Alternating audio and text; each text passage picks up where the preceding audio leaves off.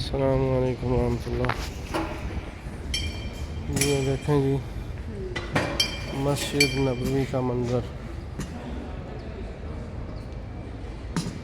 अल्लाह सबको ज़ियारत नसीब फरमाए।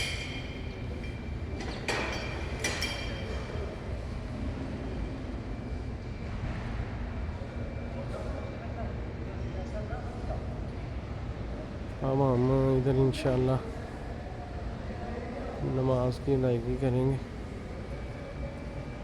अल्लाह की तौफीक से।